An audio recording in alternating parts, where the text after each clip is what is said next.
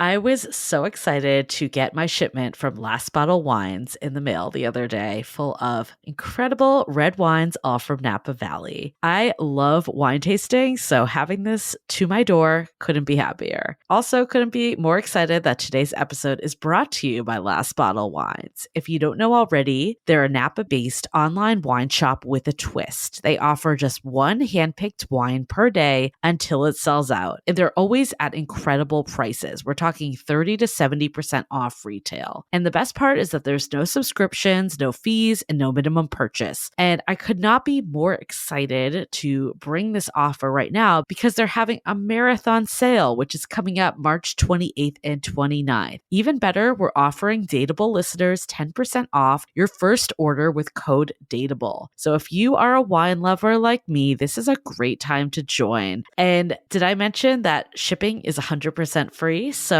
what are you waiting for? Mark your calendar for March 28th and 29th, or get on it earlier if you want. You can sign up at lastbottlewines.com and use code DATEABLE and find out why Last Bottle is the most fun way to discover and buy amazing wine. We are so thrilled to be partnering with Hinge. Hinge is the dating app designed to be deleted. As you all know, I'm a huge Hinge advocate as I met my partner of almost 3 years on the app. Even before meeting him, Hinge was always my go-to app because I met more relationship-minded people here and had some great dates. Clearly, I haven't been on the app for a little while, but I re-downloaded it to check out some of the new features. One that stood out to me was the voice prompt, my best friend's take on why you should date me, where your friend can hype you up. Not only does this make the profile creation less daunting, but it's not always easy to see your own green flags. So to test it out, I asked Yue some fun prompts to get her take on what I could put if I was dating again. So the first one, how long have we known each other? What was your first impression of me and how has that changed? Julie and I have known each other for almost 10 years. My first impression of Julie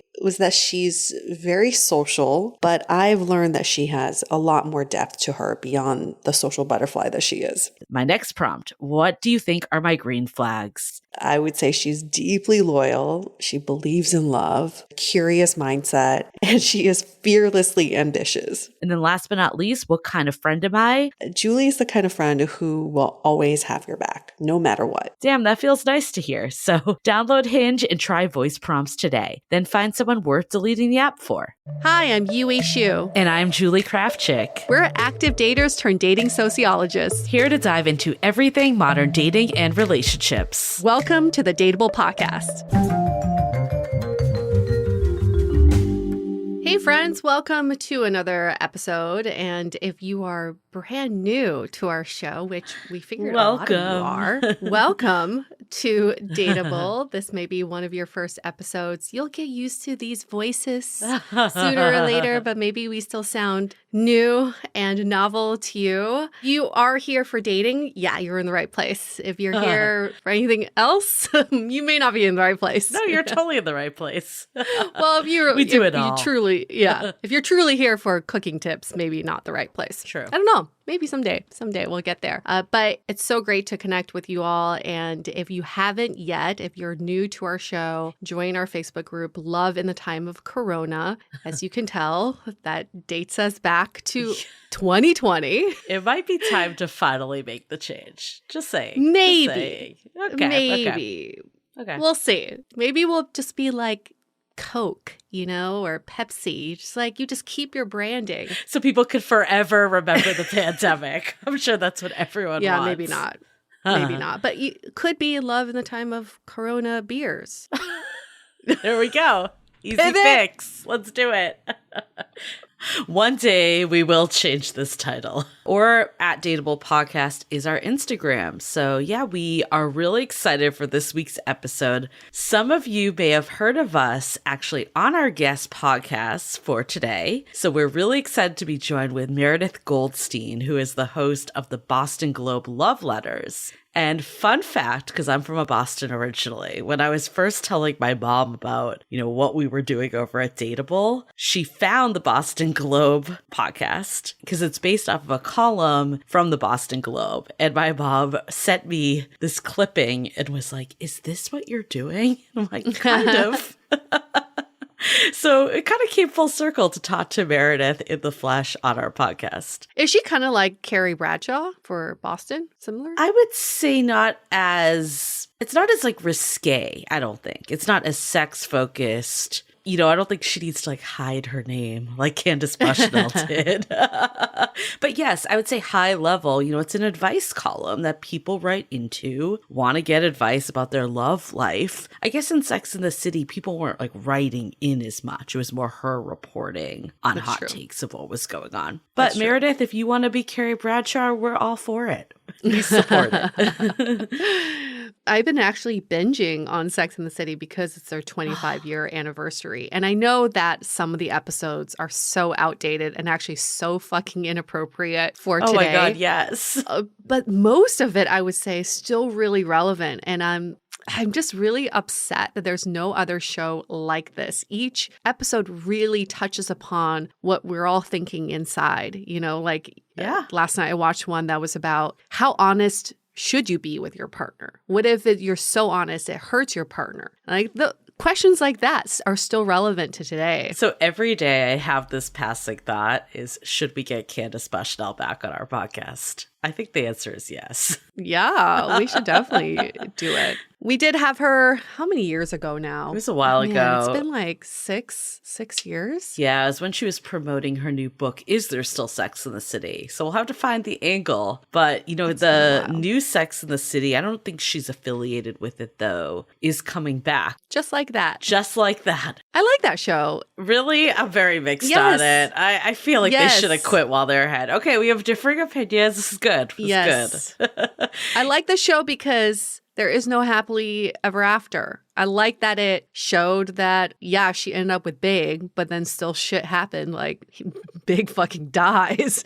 And then now she has to reinvent herself. But that's life, right? We can't just be like, oh my gosh, she should be with Aiden or she should be with Big. That is not the ultimate life decision. The life decision is whoever she chooses, how is she going to learn to love them and create a love together? And I think in this season or in this new show, it's kind of like, okay, you got to reinvent yourself now. They're all in their 50s and this is like a second chance at love.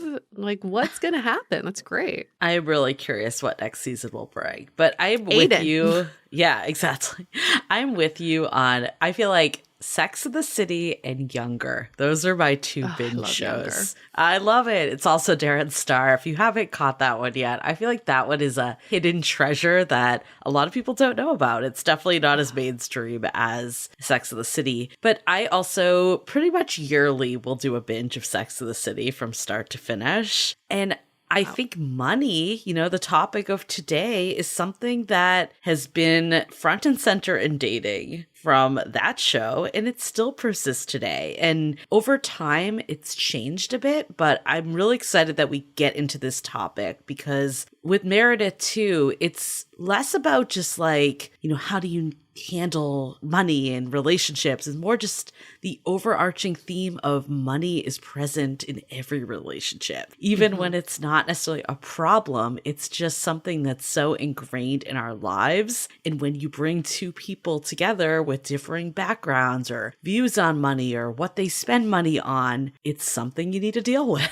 Right, because most of us don't even know our own relationship to money. Yeah. And sometimes the only way to know your own relationship is through comparison of seeing how other people relate to money. And I know this is a topic that's always been sensitive and awkward for all of my relationships because one is at what point should you bring up money? And then how do you bring up joint money behaviors? It's hard, right? And it gets a little bit awkward. Also for my family that's never really openly talked about money, it's harder for me to even bring that up. It just always felt like, your money is your own thing. I don't need to know about it. My money is my own thing. We don't need to talk about it. But when you have a life together, you can't avoid it. There is like this weird stigma just in life that you don't talk to your friends about how much you earn or money in general. Like it comes off as, bragging, or even just like when people talk about investments and stuff, I think it's starting to break down, because I do feel like I'm having more of these conversations with my girlfriends too. And I actually think that's like a really powerful moment that women are having, that we are becoming like much more financially literate. That's been something historically, that hasn't been the case as much. And it's really, I think, empowering to hear when my friends are making big purchases or investing in a certain way. But there is still like this backlash of, weirdness that comes from it that makes people, including myself, like resistant to talk about it.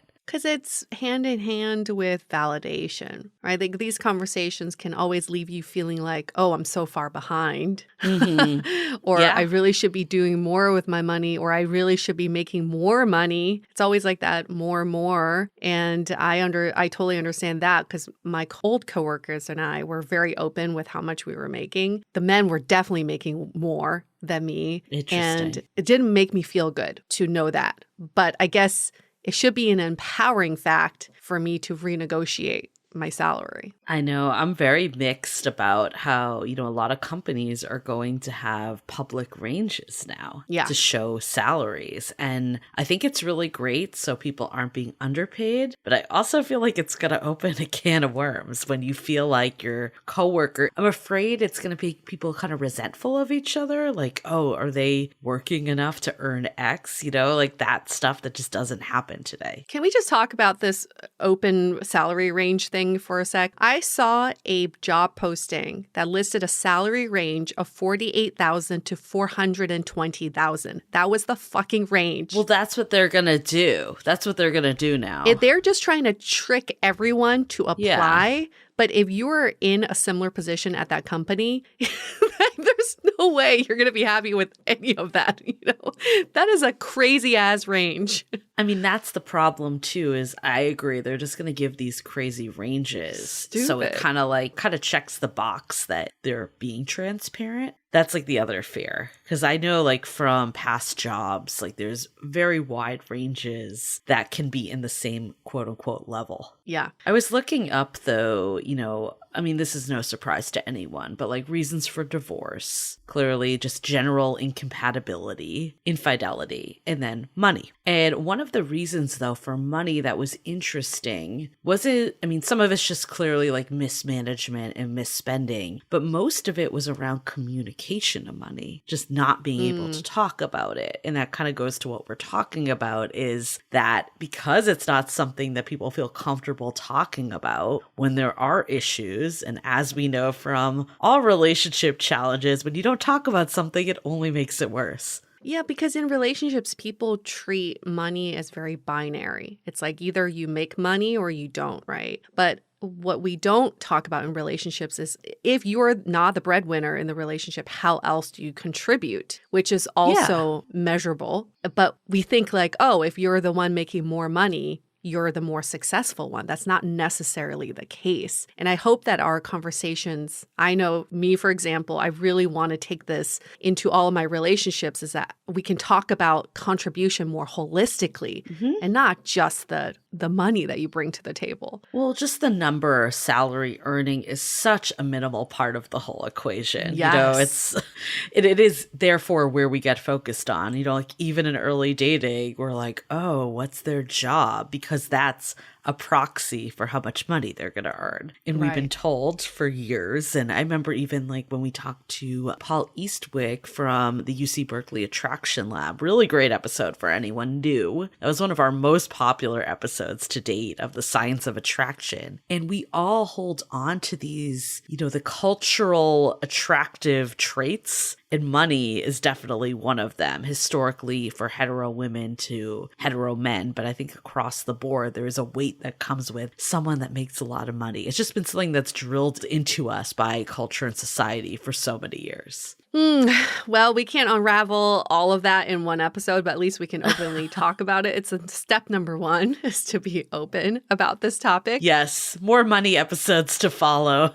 And this will be some food for thought for all of you. Maybe you can bring this conversation to your next date or to your next brunch with your friends. Great. So yeah, before we get into it with Meredith, quick announcements. Exit Interview is our other podcast. We're going to give another shout out for all the new listeners too. If you're really digging Dateable, guess what? There's more. There's a whole other podcast. I'm going to give a shout out to Lou, who is my cleaner that we also had as a past guest. We love Lou. That UA knows as well. He tells me every time how much he is binging Dateable. This is like, because he drives a lot and stuff, and this is helpful. And the other day, he's actually like taking a break, just like with a medical leave right now. And he's like, I need some stuff to do during this downtime. And I'm like, we have another podcast, right? And he's like, of course I know you have another podcast, but I'm just saying everything. It for everyone that doesn't know. That's a shout out to Lou, a super listener. Love it. But if you can be a super listener too, if you get on board with Exit Interview. So you can find that on Apple Podcasts, Spotify. Leave us a rating and review there and at Dateable Newbies. We really value your rating and review. We're almost at a perfect 5.0 with Exit Interview. We had one that came in about ads that knocked us off. So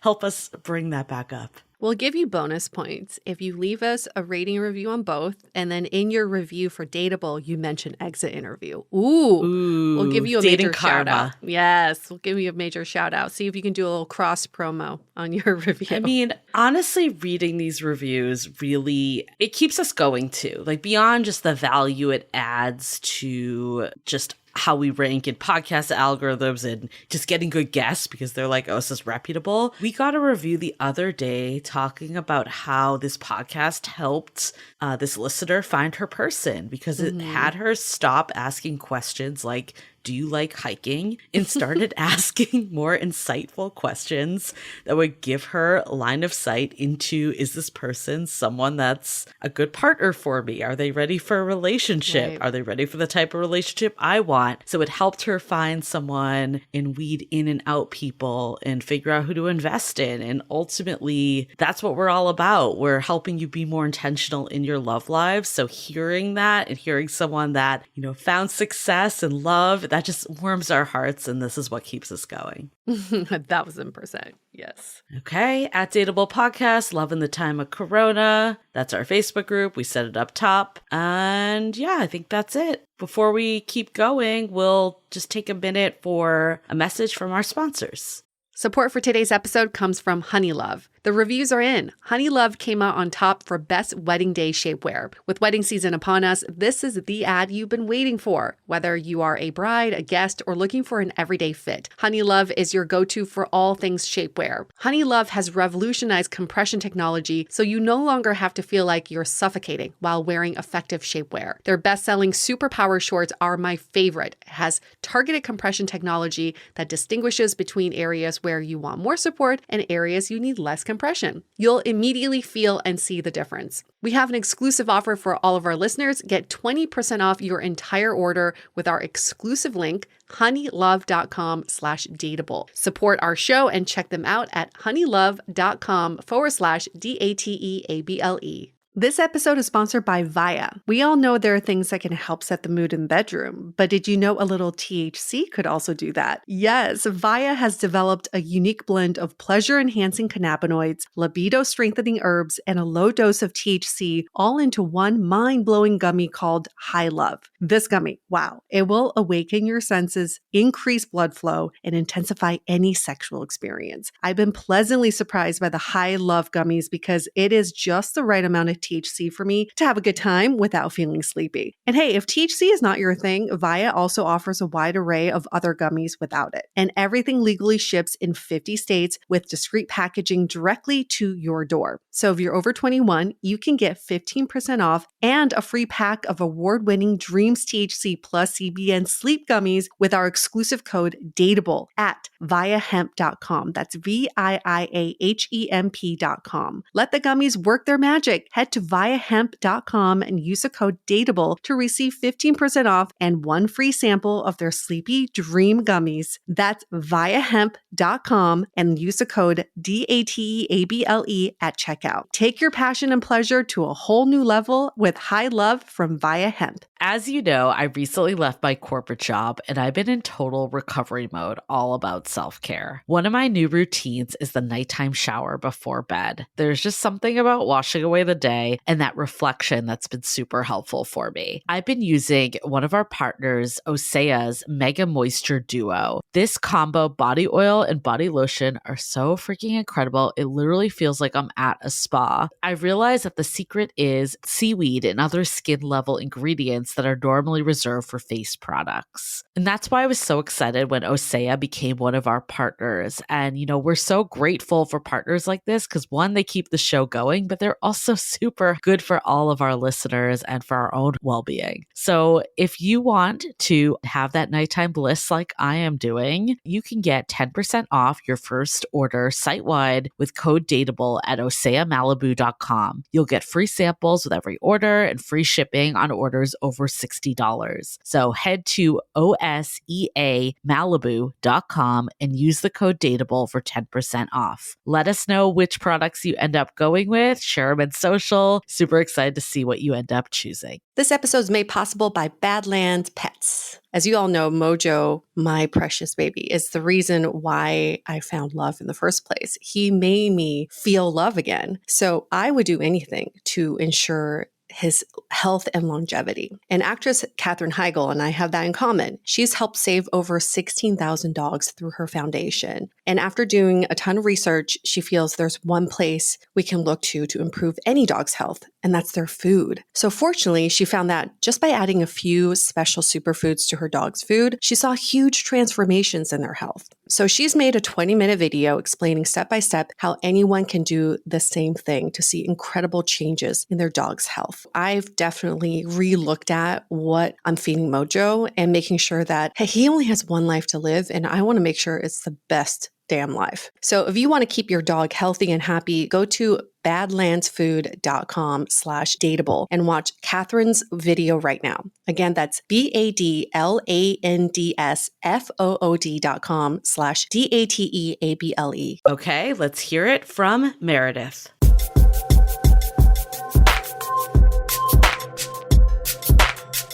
Money, money, money, money. That's all I can think about when I think about today's topic is that song. Meredith is an advice columnist for Love Letters in the Boston Globe. It's a dispatch of advice for the lovelorn, which has turned into a podcast called the same, Love Letters. And she is with us today to talk about what the season's topic is, which is money and finances, especially with love and money coming in hand. So who is Meredith? This is where you get to sit back and just listen to us talk about all your stats. She is 45 years old, lives in Boston, has been there for the last 20 years, originally from Maryland, and she's in a monogamous relationship. Her social security number is, just kidding. Like, I swear, this is like, what else do you know about me? What else? Yeah, that's all true. I have loved listening to your podcast, partly because by day I'm an advice columnist, right? And do this podcast about people's love lives. But I also, up until fairly recently, have not been a big dater and also haven't been trying very hard. So I tend to give a lot of love advice and tell people to get out there and talk to people about their experiences. But fundamentally, I had been very lazy about that part of my life for a long time. So it's just interesting now to be in a relationship, but also to just hear your perspectives about the process, because I have always approached it more as a journalist and as an advice giver. And then when you experience something more firsthand, especially at my age, you're like, oh yeah, right. Okay, this is, sometimes it's a do as I say, not as I do kind of advice giving situation. Very relatable. So as a journalist, though, I'm curious, like, what made you so interested in the money topic as it relates to love? So every season, we have people come on and tell these very personal stories about their love lives, whether it's a breakup or meeting somebody. And we theme this season. So the first was breakups. The second was how to meet someone. We've had seasons about age and what we learn at different ages. And what occurred to me over a few years now is every episode is actually about money. Like, it's about the thing it's about, but there's this thing in the background around where money plays a role in the experiences of everyone. So one of my favorite episodes, from a few years ago was about a woman whose husband looked at her and said, I'm turning 40 years old, and the thing I need to be happy is I need to put a ball pit in our basement. What? Not for our children, but for me. I know you're looking at me like that's weird, and it is. So the whole episode was about weird things that happen in relationships and what self-care looks like. But the truth of the matter is it was about this guy wants to spend thousands of dollars on a ball pit. Also, we recently had an episode in our last season. It was the most romantic story about two people in their 80s who fall in love. Well, they could do that because they could afford to fly to each other. So sometimes money makes dating so much easier because it makes it easier to get around. And sometimes it makes a breakup that much harder because you can't go out and pay to get really cool bangs. So it's just it's always there. So I said, let's call it what it is and do our next season all about money. So there are breakup stories and there are marriage stories and there are dating stories, but they're all through the lens of how did your financial situation, financial upbringing, and your perspective of money change what happened to you.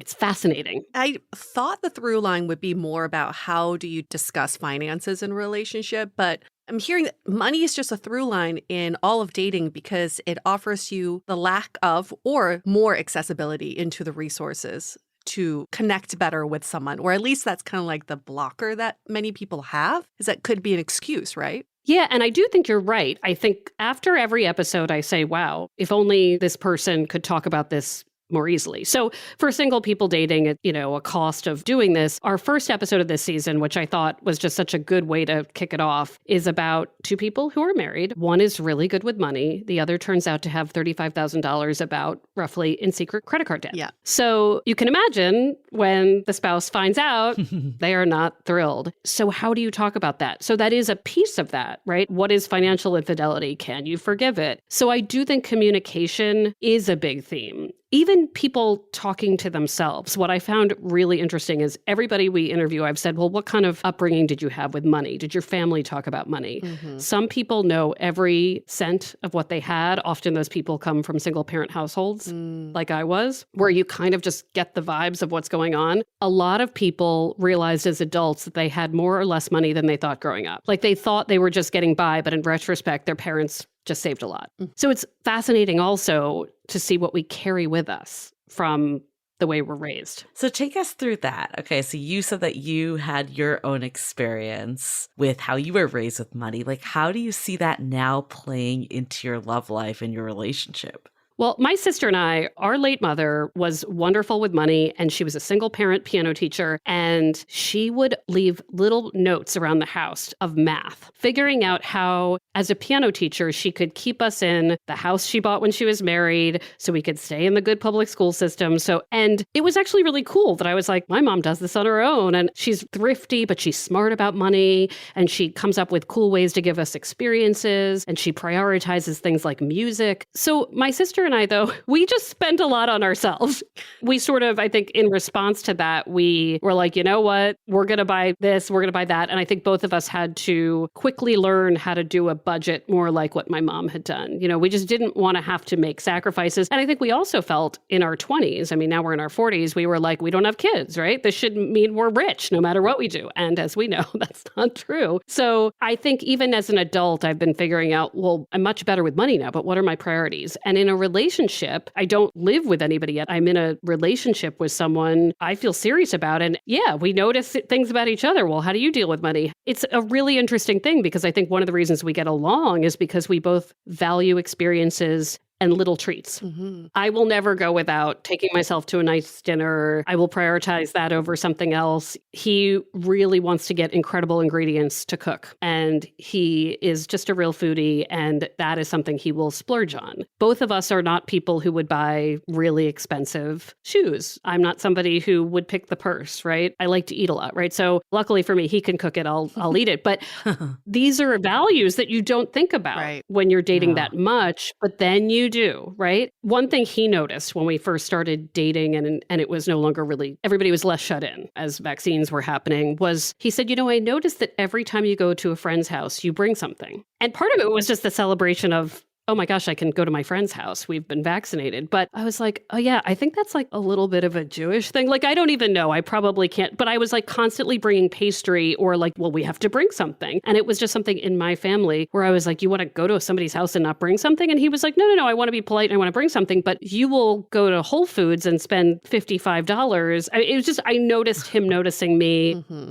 And it wasn't an attempt to be judgmental. He noticed that I picked up a lot of dinners for people who probably made more money than me. He was like, you're generous and then sometimes not thinking about it. And that's something I noticed that my sister does too. So I think that's a little bit of a family trait too, where I'm like, no, let me. And having someone I'm dating point that out was really interesting. How to be generous where people accept it. Because I do think that sometimes that I have been generous, people are like, I feel uncomfortable with this gift. It's interesting too, because it's like this line of we're dating and I don't really have the right to tell you how to spend your money and how to do it. Of course. But also as we're building a relationship together, I can totally see even like your boyfriend making the comment, like, do you need to spend $50 every time we go to someone's house? Because that is like your future that you're building. So how do you like navigate that? Like, how do you navigate this like middle period that it is important to be on the same page, but we're not like a combined like household yet? It's interesting because the way he said it was almost like a friend would.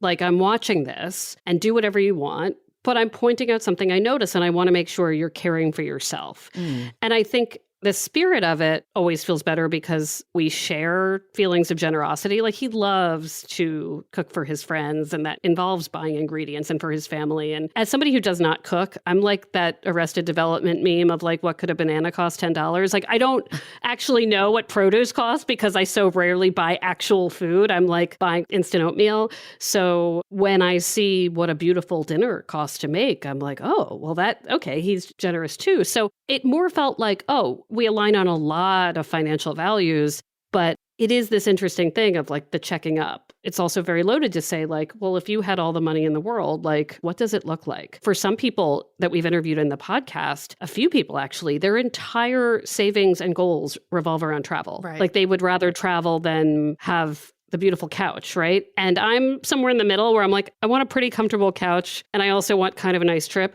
Or they take the trip and they're like, well, where am I staying? Right. And that's important too. So there are all these ways. It's not as simple as could anybody have a joint bank account, people lying about credit card debt. It's just these simple values of like, what is money for? And there really aren't that many wrong answers because everyone I've interviewed has wildly different priorities. It's just a question of whether they can mesh with somebody else's. And also so many people now start with debt and student loans. And how do you talk about that? And so, hearing that conversation with younger people too about the high price of dating and the high price of living in a city, all these cities that are unaffordable and you're supposed to go out for drinks that are $15. It's like wild to me. What do you think about this values conversation? Because I get that. You want to put your money where your mouth is. So it's nice if both of your mouths are in the same place. This just reminds me of these friends of mine. They're a couple. And when they were dating, they both valued going out. They both valued gift giving and going on elaborate trips. And she fell in love with him because of that. And then as soon as they got married, she found out he was $60,000 in debt because he had spent all this money dating and trying to please her. So then her values came into question. She's like, well, what do I really value? Because now I have to help him pay down all the debt that he was spending on me. From what you've heard, what is the best way to talk about finances and what you value in a way that's not just in these phases of a relationship? It should be from the get-go. I do think, like, let's normalize talking about stuff early in the same way that we're trying to normalize sharing salary ranges in workplaces so that people can be paid the right amount of money for the job that they do and not be paid less than some guy who works nearby, right? Like, we're sharing these salaries to help each other make what we're worth and not be paid less. Similarly, if that conversation has become easier, like, without thinking about it, I probably brought up some money stuff when I started dating this person because it's a big part of life, what things cost. I think it was also really interesting that when I was interviewing the couple on the first episode of the podcast, I knew they had a story about secret credit card debt. They tell me the number. I think it was $33,000. And I said, oh, I thought it was going to be worse. And they say to me, well, that's telling. I was like, I thought you were going to say like 100. And they were like, 33 is also really bad. It's really bad. But 100, it's really, really bad, right? But I am someone that was like, especially with the jobs they had, I was like, 33 might not ruin your life. 100 seems like you're treading water. But so those numbers are arbitrary, right? And we don't know if somebody could have just helped them out or whatever. But sometimes we think we're good with money. I actually don't think I'm good with money, but sometimes we think our values will match other people's and they just don't. So I don't think it's that weird to say, what are your biggest expenses? Like, oh, are you saving up for anything? Like letting people know kind of where you are. I mean, I had my financial guy on a season preview, and he always jokes with me that I am someone who has no sense of savings. Like I have retirement 401k stuff, and then I have like what's in my checking account. And he always says, Meredith, other people have like a middle, and he sort of helps me hide some money for a middle, but I'm not, I would tell somebody that, like, luckily my tastes are not very extravagant, but he always says, if your tastes were a little bit more extravagant, I would be more worried. So I think it's okay to admit you're having trouble, that you admit you don't really know. I'm not a good spreadsheet girl, but to find out as a surprise is not great. So this is the part that I struggle with, right? It's like, what is the line of being different versus it being a problem? Like I'm even thinking about, the debt, right? Like you could have debt and then you could clear that up. Is that going to be a problem for the long haul? Or is this just mismanagement of money, something that we can't recover from? I always wonder when people meet and make big decisions about their relationship really quickly, how they know how to do that. Because I have talked to so many couples and couples on the podcast where it takes a long time for somebody to realize, oh, well, I'm better at this than my partner, or we outsource this. I generally say if it scares you in the beginning that you can't figure out how to do this, you can always turn to help. It's not a forever problem necessarily. But I do think there are some things that stay with us. Like, again, I'm never going to be someone who will say, you know what, I'm just going to stop eating out to save money. Right. That happened in 2020 and that was about it. And that was forced. And that was another reason, right? So, and that shows itself pretty quickly to somebody else. But it is hard to know. And for a lot of people, especially people who understand what's on the line, it might take them that much longer to make certain levels of commitment. Because it is shocking to me how many couples I've interviewed that say, well, we're married, but we keep separate checking accounts and then we have a shared account. Well, depending on the nature of the contract you signed, it doesn't matter. Like those are arbitrary accounts. For the most part, your stuff is shared now. Like if one of you takes on debt, unless, again, you have arranged for it to be different, that is shared debt. And that was the point really of that first episode was this person was saying, yes, the $33,000 is on your credit card, but we are married and it does not matter anymore. It's my debt. So you really got to be sure that you are ready for that. Yeah. That terrifies me. I know. I don't mean to be scary because there are also all these wonderful things I'm learning, which is that like we have an episode with a couple talking about their prenup, and it's like the most romantic episode I've ever heard. Oh. Yes, it's so weird. We think of prenups as like, oh, well, it's just a pre-negotiation of a way to get out. Well, that's not it at all. And what if the spirit of it was, I want you to show up for me every day because you want to be here. And if you decide you don't, I'm going to make it really safe for you not to be. It's beautiful what they say about that. And the pleasure of saving together for things. And even for so many single people I've talked to, there's a lot of positives to these conversations that I don't want to make it all seem scary. Yeah, well, we're definitely in a different place, right? Because we're no longer marrying for money. A lot of times, I don't want to say everyone. Right. There are people that still are. I don't know anybody who is, but I'm sure there are people who are. I'm sure there happen are to know out them. there. But yes, most people in today's world, because women, make more money in some cases or at the same levels,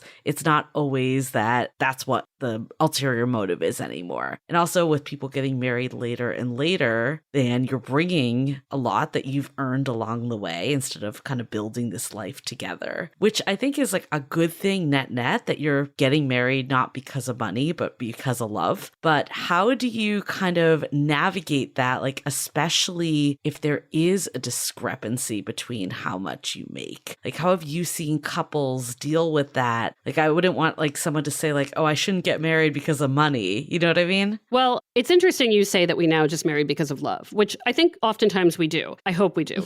But also, and I hope this doesn't come out sounding cynical, like marriage is a contract. We can be in love and be together forever. So there are a lot of businessy reasons we do this, whether it's for health insurance, whether it is to combine assets, there are a lot of like really unromantic reasons we do this. And sometimes I wish that people acknowledge that too. Mm-hmm. So you can marry to make your partnership a partnership for real in that way without cynically marrying for money, right? There are other reasons. There's sort of that middle ground of, this is why people move in with each other also. It's like, well, we might as well share these living expenses. I love spending time with you, but also let's share these living expenses. So I think it is part of it. And it's okay to talk about that too. One of, I think, the big mistakes of the modern culture we're in is pretending it is only about love. Because as somebody who, like, I've never felt the need to get married, like I could do this forever, right? I think a really good question to ask is, why are you doing it? Is it a tradition thing? Is it a family thing? Is it a commitment showing? Is it to celebrate in front of family and friends? And what are the expectations about the contract you're signing? Because take a good look. It is really interesting how with anything else that's legal, we're like, read it, give it to a lawyer, all this stuff. And for marriages, we're like, put a big heart on it, send it into the wind. I don't know. It's a really,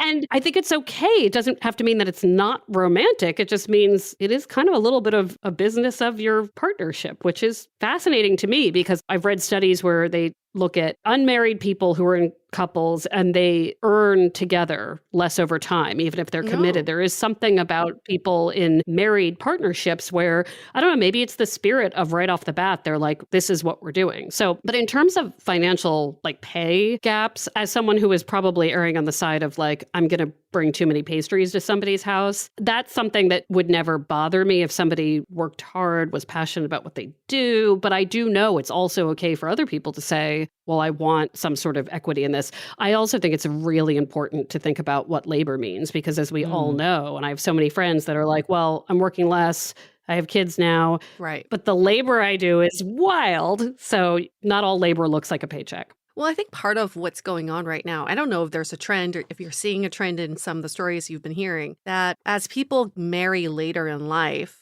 we're more possessive of our own assets. Mm-hmm. So when we do merge lives, it's like you want to protect what you accumulated before this person entered your life. So at least from what I've heard from some of my friends who are marrying later in life is they just keep everything super separate. They Venmo each other for bills. They don't buy together. They don't invest together, but they just kind of like physically live together. Have you seen anything along the lines of that? I have seen that, and there's nothing wrong with that. I've also seen people just protecting the assets that they started with. Mm-hmm. So they begin to save together, but anything that carried with them before, that is something they would keep to themselves. And there's no wrong way to do it as long as everybody's on board. I think it's, especially, the older you get, the more you're like, that's my stuff. Yeah, right. So that's mine. Yeah, and it's nothing against the other person. It's just that that's what you're coming in with. And not to gender this too much, but there is something really exciting about being, at least to me, a single woman who has bought yourself some stuff. Yeah. And throughout my 30s, Boston is expensive. I managed on this journalism salary, which I was lucky to have, but is also not as much as some other people's salaries, right? Like, lucky but less, whatever, however you want to position it. Anything I could buy for myself, I was like, look what I did. Yeah. Look what I did. And so now whether that be something financial, community, everything I built seemed to, especially in the early 2000s, 2010s, like as all of my friends were sending me wedding invitations, and that was okay too. I was like, I'm doing this. And I was like, there were no hashtags at all then, but like, had there been a hashtag single lady, whatever, I'm sure I would have been in it at that point. But like, there's like a pride in that. So it's also, I think when you make it like me, I'm 45 and I'm like, not only do I have this stuff, it was so important to me that it was mine and that I made it happen. I also think then you say, okay, well, how do I share without losing all of that joy surrounding that, which is very possible. And again, for some of the people who couple up and say, we're going to keep things separate, they might have kids and feel differently at that point because that's a whole other financial thing. Yeah, kids are a whole other story. Yeah. I think it's interesting that you brought in the gender, which I totally agree with. And I also, Yue and I have seen this a lot on the other side of, hetero men feeling like they need to provide or like they haven't lost that traditional side almost, or it's like, if I'm not doing this, like, what am I doing? I remember I had an ex that insisted on paying for stuff all the time well into our relationship. And it made me actually kind of like uncomfortable because it's like I knew he didn't have the money to be doing that, yet was still doing it. And I would so much rather just like be on equal footing with someone because, yeah, like I value that too of being like self-sufficient and equal partnership. What have you seen on the flip side? Like, is that something that you're hearing also of this kind of navigating the modern and traditional? Well, one thing that shocked me was that we have an episode coming up about Gen Z and dating and the cost. And they're like two 20-something people who tell me their stories, straight woman, straight man. One is around Chicago, the other's around DC. Both of them say 9 out of 10 times the man pays for the date. Still, yeah. Gen Zers. They're not representative of everyone. These are Gen Z people, and they're not every Gen Z person. I know that, but they do not know each other. That's shocking. And they were both like, nope, this is not always expected, but I was shocked to learn that this was like it was in my 20s, where anytime I was like, no, I got this, or let me split it. Both of them said they had never seen a woman just outright pay for a date with a man. Really? Like they'd either split it or the man would pay for it. But I said, have you ever had some woman be like, no, let me get it? And he was like, I don't even know what that is. Wow. That's like I feel not a like thing. when we've heard women do it, it's because they don't like the person, not because like on the first date, right? It's not because they're trying to be And generous. I have done it for that reason. And sorry to any men listening if I paid for your dinner. At least you got that dinner. But it wasn't even like a split. It was like, oh, let me just get this, right? And so I never have to see your face again. Right. But it's not coming from a place of empowerment. It's coming from a place of, I mean, I guess it's empowerment in some way, but I think it comes from a place, I mean, not to be too down about it, but it's like a safety thing also of like, no one will resent me and be angry with me if I pay for this, and at least they'll have that. Very true. And it was interesting because I won't call him the young man. It makes me sound like grandma. I asked the Gen Z man if his paying for a date meant that he wanted to see that person again. And he said no. Oh. He said it just felt less awkward. And there was no real philosophy of like anything lining up. Both people said that part of 2020 where people were just taking a lot of walks, they were like, oh, we should go back to that. It was free. yeah. And it was nice. And people were really Especially present. for the first date. I'm shocked. Yeah, like just take a walk in a circle. It's fine. So they were reminding themselves like summer is here, depending on where you live. Like, so that has surprised me. I think what I've seen is across the board, we're still figuring out that issue of labor. So we have an episode that I cannot wait for it to come out because it's a woman who is a freelance writer. Her husband got an MBA. He looks like a guy who is responsible with an MBA. I don't know what that looks like. He's very like, I get it. He's this wonderful, right? Okay, like I'm just stereotyping here. So this guy's so nice. And she says to me, sometimes a lot of the time, I wish he made MBA money. I wish he made more money. Because she's like, I wish I could work less in order to work on a book and whatever.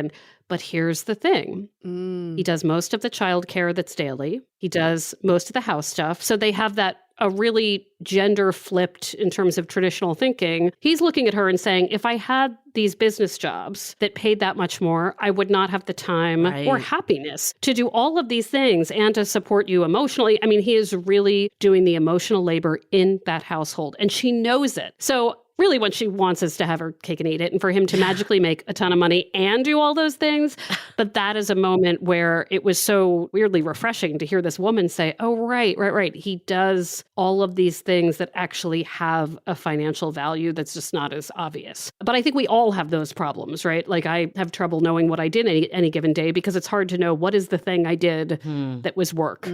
And so much of it might be an emotional conversation. There's so many ways to contribute. So that's what I would also say about the gaps in pay. It's like, well, what is work, right? And who's offering what to the household? Yeah. That's a good point. I mean, we've definitely seen, I think it's shocking that in Gen Z, to be honest, in millennials, we've seen that people like logically get that we should split it, but still kind of holds that do the fake purse reach, still feel insulted, or maybe they discount the person if they do make them split. So it's like we've accepted it, but we don't want it. We're still holding on to that traditional side in a way. So I do a terrible thing that both friends and my boyfriend do not love, which is that I go to the bathroom, which I do frequently, so no one is going to guess anything. And while I'm going to the bathroom, bathroom when I leave, not while I'm actually in the bathroom, but when I leave the bathroom, I find the server.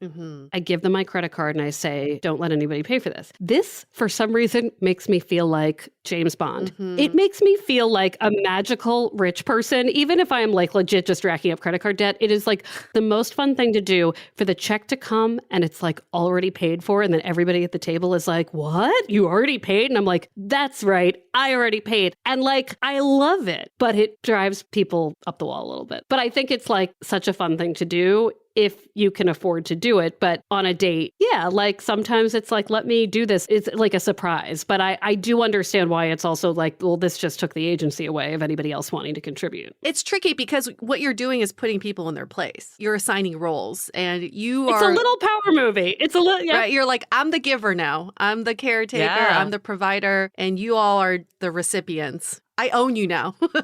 It's not okay, but the only time I will now allow myself to do it, I have one friend in particular who will not let me pay for anything. And it is wild. And it's not like she has that much more money than me. She has more money than me, but not that much more. But I will occasionally do it with her. But it is something that I see as chivalrous or romantic on my end. But generosity can be weird. Yeah. I would love to run a social experiment and have a woman do this like, in hetero dating for like 10 men and see how it's received. Because I feel like a lot of people would be like, not offended, but just like, what's going on? And there might be like one or two that would just be like, damn, that's cool. I mean, that's the thing. Yeah. And then it's like, who do you want to be friends with? Or who do you want to date? That's kind of the ultimate barometer of whether this is okay or not in your book. Because I dated a guy who was borderline homeless and I paid for everything. I ended up fucking resenting him because he was not appreciative and just basically mooched off of me. I was a part-time actress in New York. I'm not like exactly raking in the dough here. And then I'm like, why did I even set the precedence for something like this of paying for everything? So that was a good test for me to say, like, generosity has to go both ways. If the other person's just receiving, then I'm not okay with that. And it goes back into what you're talking about in a relationship too, Meredith, is the labor. Is that equivalent to some sort of monetary value? And ultimately in a relationship, what matters most, or even in dating, is are both people willing to contribute to this? Right. And what is that willingness measured in? Is it in monetary value? Is it in effort? Is it in planning? And I think it's good to ground ourselves in that because then both people want to contribute in some way. And I hate that we have to put dollar signs around it because you're right. There's so much of contribution in a relationship that you cannot buy with money. And I should say that I only played that trick on people I knew pretty well at that point. I don't know that I would do it on a first date, but you're right. You know, it probably shows that I like to surprise people. It shows all of these different things that people can either not like or like after they get to know me for a while. But I do want to say something about millennials. Again, once I sound like grandma again, where I'm like, millennial people, I'm like, as a young Gen Xer, one thing I found really jarring, and this is with single friends, is that I even like to take friends out and have them take me out. Sometimes it just felt nice to do like a swap. And I remember the first time that I took a friend out to lunch, she was having a bad day. And then I saw a Venmo payment. And Venmo was kind of new at the time. And I texted and was like, but I wanted to take you out. And so here was this new technology at the time that made it possible for anyone to say, actually, I don't want to be taken out. And, you know, I could reject that money. But it was really interesting where nothing was final anymore, where you could continue that negotiation for better and worse. You know, I think too, some of it is a learning curve. It's understanding the other person that you're with. And I think if it's different from day one, it doesn't mean that it's grounds to break up or to end this budding relationship, but it's an opportunity to see how you can work together. I know like with my partner, it's evolved a lot. At the beginning, I think we actually like split more because we were more independent and now we kind of take turns a bit more, but we don't have one person that's like the dominant person in some way. So I think it's figuring out what's right for you too. And maybe I'd love both of you to share, but Meredith, like from your perspective, like how have you kind of navigated to figure out like what is right for you? Like I know you said like, I know I need to spend money on going out to dinners. Like that's a non-negotiable. Like how did you even know that? Was it just through experience or how did you get there? I think it's just, well, one is not being good at cooking. So there's only a few things left to do, right? I think because also I have been single for so long and was not in a steady relationship where there was a lot of home time, I was constantly going out with friends, and that was a community. Even if I went to their houses or they came to mine, we ordered takeout. So much of the pleasure I experienced was social time over food. It is also a family value. It is we're going to gather around and talk over appetizers, right? So I think I only knew that was the only way to be. And so it's more in having these conversations and saying, oh, you do this differently? Do you do this differently? But it is interesting. I think from the dating experience I have now, I'm seeing how important experiences can be too. Leaving the house, doing an activity, seeing something new together for the first time to build memories of something wildly different is not something I thought about. And that can be really cool too. And sometimes there's like a $0 price tag on that of like going to see pretty scenery that is gorgeous and that I never thought I would really think about. But I have a lot of indoorsy friends who are like me, and I'm still indoorsy, but to drive somewhere and see something spectacular is a different kind of priority. And even making time for that is different. So I think that I used to approach it from a place of fear of like, don't make me do something I don't want to do. Don't make me not buy something I don't want to buy. Don't make me save for something I don't want or share something I don't want to share. Now I'm like, oh, well, sometimes I'm just like learning lessons about some other cool stuff I could do and buy and maybe own like 2 pans instead of 1 pan. Like, there are all these things. It's not about what restrictions or judgments there might be, but also about like just other cool things that can happen with money. I am more likely now to approach it from not a place of fear, but of questions and interests, if that makes sense. That makes a lot of sense. I feel like my spending habits have changed so much since being in this current relationship. He's definitely encouraged me to spend more money on myself, on self-care. I never used to get massages or get my hair did, get my nails done. And he's like, you deserve it. You should spend, not that he's spending the money on me, but he's like, you should spend your own fucking money on yourself. And I'm like, you're right. I need to treat myself. That's what I'm good at. But something that we do together with our separate money is investing together. And like, how do we make our money grow? And this stems from our upbringing. I grew up in an immigrant family who protected me from all the low points of our financial journey. My parents never exposed me to that. So I never knew how to make my money work for me. I just knew you just save and that's it. But he comes from an entrepreneurial family that always knew how to grow their money, make their money work for them. So that's something that I feel like where our values can align is I want to be more financially savvy and we're both learning together and like we've invested in some projects together. I like that. That's so much better than just like, oh, we're not a match because we don't come from the same. Right. And I think that's like how people stereotypically think about it. It's more about like, how can we evolve? And just because you didn't have something or you didn't know something doesn't mean that defines you. It just might have been a stage of your life. Right. Yep. Let's hold that thought for a quick message. Living with ADHD can be a challenge, and dating with ADHD is definitely a challenge, we've heard many of you say. But finding the right care and proper tools needed to succeed can be life-changing. Done is an online ADHD care platform that can get you all the resources you need to help manage your ADHD. Online visits, refills, and a 24/7 care team made for you. In just 1 minute, Done's online assessment can help kickstart your ADHD treatment journey. With experienced clinicians, worry-fill refills, and online visits, you can start getting personalized care as soon as today or tomorrow. So contact an expert team that can help you around the clock and get a personalized treatment plan just for you. Here's how you do it. Take a free 1-minute assessment and book an appointment with a licensed ADHD clinician as soon as the next day. Get continuous care, one-click refills, insurance coverage, and 24/7 care team support with Done for just $79 a month, and pharmacy copays as low as $0. Visit get.donefirst.com/podcast to learn more. That's get.donefirst.com/podcast to learn more. Done. Turn ADHD into your strength. This episode is made possible by Armoire. Armoire makes getting dressed easy. With a clothing rental membership from Armoire, build the perfect wardrobe with brands that are high quality, unique, and recommended just for you. All you have to do is take a 5-minute style quiz and select items from your dynamic, personalized closet. The styles show up at your door in as little as 2 days. Then when you're ready for new clothes, just swap them out.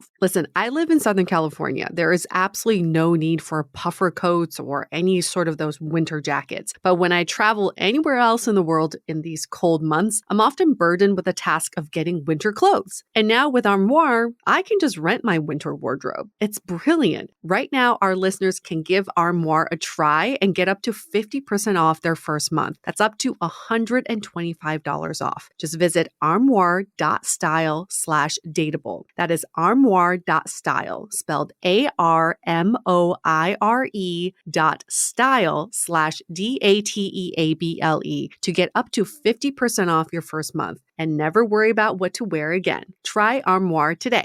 What about you, Julie? What about both of your financial upbringing? I think I've just started taking inventory of like where I spend money more. I'm like you, like my partner and I both spend a lot on food experiences. And I think it's one of those things though that we do value. I think the conversations we're having though is like, okay, this is where we are at this stage. What about the next stage? How does that change? And I don't know if we necessarily know. It's kind of an evolving process together. But I think that's the part that is, at least where I've been going, is like it's never like a one and done. I think I bring certain values. I'm a saver through and through. But he also has like kind of been helping me be like, oh, maybe you could be like a little more risk tolerant here to like make your money grow more. So yeah, I think similar in the sense of the lifestyle. I think Meredith, that whole part has been so fascinating to me of like what you spend and like what that actually means to you. And I don't think I've necessarily analyzed it as much as maybe now even. Yeah, it's weird when you have a witness. Like my friends have always witnessed what I spend, I guess. But when somebody newer is like just there, even without passing judgment, you're like, oh yeah, I buy a lot of Skittles every month. Yeah. There are bags of Skittles all over my house. Like, is that weird? I don't know. But now I do think about it. And it's like a new way to learn about your own priorities. And I wish it wasn't so scary. But for so many people, it is. And one thing I have learned from this season of the podcast is where I have seen shame, it is because of wealth. People seem to put their head down and be embarrassed about having it easy. And that I wish was not shameful either. And these are not billionaire people I'm talking to. They're people who just maybe didn't have student loans or maybe are doing okay. So that's something that I find really interesting too. I think like the go-to question I feel like people think of like with love and dating and love and relationships is how much do they earn? Like that's always like what people say, but clearly we've gone so much deeper here. And I personally think it's even more, if you're going to go down that one path, it's more about potential, like earning potential than just like how much they earned at a specific job, because that job could be gone tomorrow also. What else like would you advise like after studying this for people to look at when they're trying to see if someone could align financially with them in the early stages of dating? So here's what I now ask myself, which I think other people should ask. And this is based on interviews for this season. I would say if I had all the money in the world and this other person had all the money in the world, what would their life look like? Because what I have seen with these couples that I've talked to when people are coupled in pairs, it's not really the money that's the issue. It is the value. Like if they had all the money in the world, one of them would travel, the other one wouldn't. If they had all the money in the world, one would still be working 24 hours a day and the other would retire. That if money were no object, would you remotely want the same things on a Monday and on a Tuesday and on a Wednesday? That's a great question. That's what I would ask, because it's a great starting point of like, what are we working towards as humans, right? If you're just trying to retire at the youngest age possible to have free time, that might not match with somebody who loves their work. Or maybe it would, I don't know. Yeah. But I think there's so much talk about you make this and I make this and I have this student loan and you have this, but like, how do we want to spend a given day? So that's the first question I'd ask. Money's no object. Where are you living? What does it look like? How much are you traveling? What do you do? And you're going to get some big answers. That's a great one. I love that. That's such a great question because we can be so short-sighted with money. How much are you saving? How much are you spending? But this is kind of the bigger picture because we're not taking money when we die. So what are you spending the money for? What is this lifestyle that you're craving? That's a great question. How early do you think we should be having these conversations when dating? Early. Listen, it's hard to answer these questions if you're 22 because you might not know the answers. Right. And the answers could change radically. I think the way I would answer some of these questions at 28, I was like, I just can't afford another bridesmaid dress. Like I'm just so, it's so funny because I'm a bridesmaid in a few weeks. I am going to be a 45-year-old bridesmaid and I'm pretty excited about it. And I could not be happier to buy this dress, to fly to the wedding. This is like the coolest thing ever because I haven't done it in a while. Yeah. If you had asked me then, I would have been like, I'm just trying to stop hemorrhaging money from other people's celebrations. So I wouldn't have even been able to think into leisure time and meals. And I was just, now the answers are different. I think as you get older, they get a little bit more stable, the answers, because you know yourself that much more. So, and some people though, by the way, are also can't answer those questions early. They know they want to be comfortable. They know they want to live a certain kind of way. So I think it's worth, no matter the age, asking, getting answers, and then thinking about how flexible you're going to be. Maybe not like the first hour of a first date, but even in the choice of venue for a first date, I think it can be really telling. Like we have one person on the podcast who had a first date at, is it Fogo de Chao, the Brazilian barbecue restaurant where they keep bringing you the meat. And she was like panicked because she knew it was going to be like $80 a pop or whatever. And they were just going to like keep bringing the meat. And it was, and she's young and doesn't have money. And she was like, who picks that? Who picks that? And I'm like, well, somebody who is not thinking much about being able to afford it. That's who picks that. I had a date once that this was when I was doing a startup. I wasn't making a lot of money. And I remember the date, him not picking up the check when it came. And we went to this restaurant that was, probably like $100 a person. But back then, first of all, I think for someone that you're not even interested in, that's even now, I would say that's a lot. I don't want to be spending. It's a lot. When we weren't even vibing at all. It was like a terrible date. No. But even I was just floored because I'm like, this guy does not know my financial situation at all. And then sat there either expecting me to pick it up or splitting it. I think that is so important to think about when you're picking the date is how do you do a date that is minimal? Because at least the first date till you know this information. And when do you talk about it? I think it depends what you're asking. For what Meredith brought up about if money was no object, I feel like that's an easy first date question. Because you're not really probing. Right. You're not getting into anyone's personal how much are you making? Right. I think asking for a dollar amount, I think people are very secretive about how much they make. We don't even talk about it with our friends a lot of times. So I think personally for that one, it's a little further down the road. I think you can generally get a feel of how much they make, given a lot of technology and tools like Glassdoor and some of the websites out there that you a lot of times can search for salaries of industries or occupations. I think asking flat out is probably, in my opinion, at least past being in a committed relationship. If someone asked me that on a date, I'd be like, what the fuck? I would too. And also, it's such a small snapshot of the whole picture because these days it's do you have debt? Do you have student debt? Yeah. Do you own property? Do you have a car payment? You could make $200,000 a year and take home nothing after all of your expenses. Correct. So salary is one piece of it. You can make 30 grand and make it stretch, I'm sure. Yeah. So, well, what's really hard though is dating, right? These are things that you do need to find out about a partner, is their debt and all this stuff. But you're never going to ask that on a date in early stage dating. It's just a social faux pas, right? You just can't do it. It's an interesting aspect because I really don't know how you get around that until you're in something a little more defined and committed. I can't imagine asking someone their debt. Yeah, there are workarounds. Okay, what's a workaround then? Because I can't imagine being what type of debt do you have on date 2? Well, not debt, but I might ask what is the wildest thing you've ever bought? What is the trip you're most looking forward to? What is the most, what do you consider a treat to yourself? These questions that are sort of more about what has brought you joy that you have purchased or what you're saving for. I mean, for some people, if you'd asked me what I was saving for a few years ago, I would have been saving.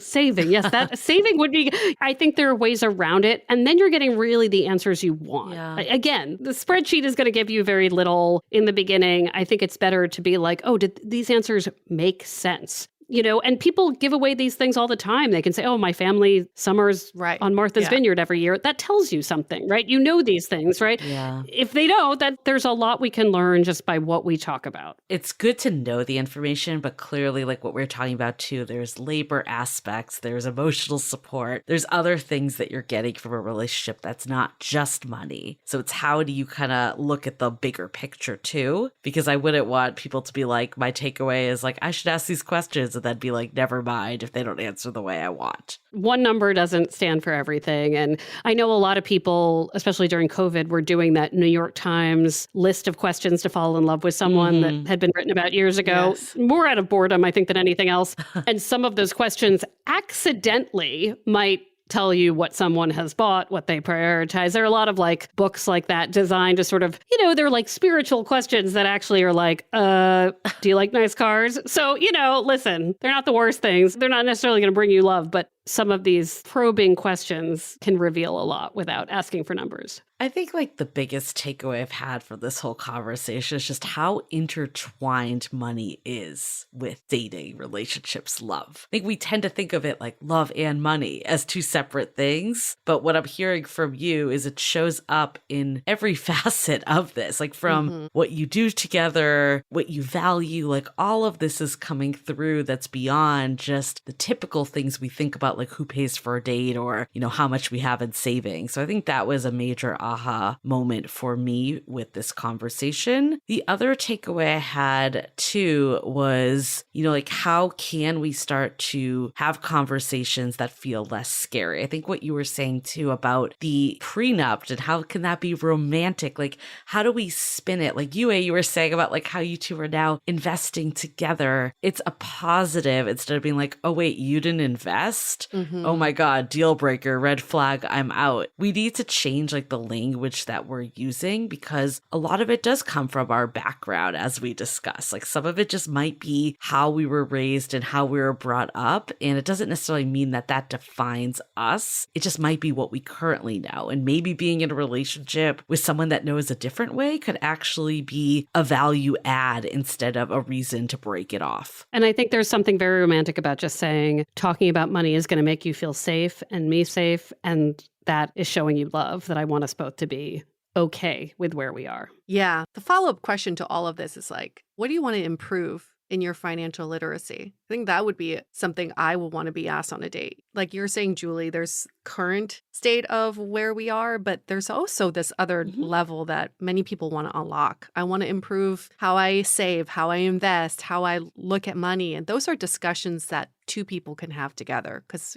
two heads is better than one in that situation. And to your point about self-care and a massage, my financial advisor guy, he said one of his biggest challenges, getting rich people to spend their money now. There's this big thing about accruing and leaving and whatever, but enjoy this, and enjoying it can mean gifting it. While you are alive, it can mean getting a massage. It can mean traveling. So part of that literacy, I think, is also using it for life in a good way. I love that. That's so great. The bottom line of this conversation is really values. Our money reflects our values, and that's the ultimate conversation to be having. Yeah. Taking inventory of where you spend your money, how you spend your money, who you spend your money on is very telling of your values and also of your potential partner in dating. What is so scary is we tend to tie financial wealth to our own validation of who we are, like our own value. So we feel like, oh, if I make a certain amount, then other people will see me in a certain way. And I think we just have to start disconnecting that thought and just know that finances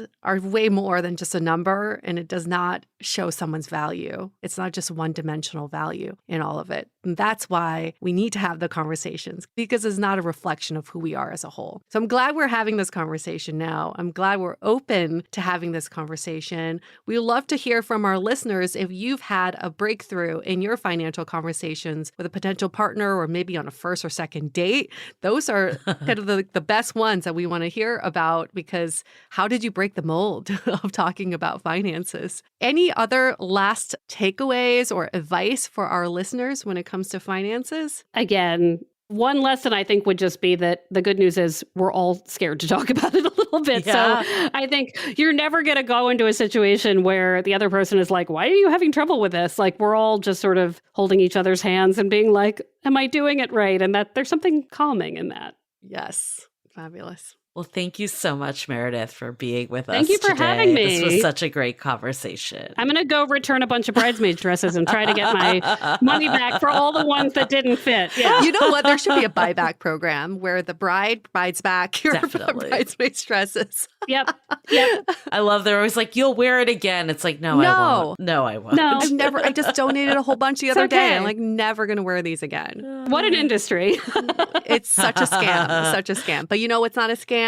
Dateable's not a scam. Love Letters is not a scam. And if you like to prove that we're not a scam, please go on to Apple Podcasts and give both of us 5-star reviews. And in your review, you can just put $5 signs. You don't have to say anything else. It'll be our inside joke. Just $5 signs. That's all we need to see. We'll know exactly what you're trying to tell us is that you love us and we love you. That's it. Simple, short, and sweet. Perfect.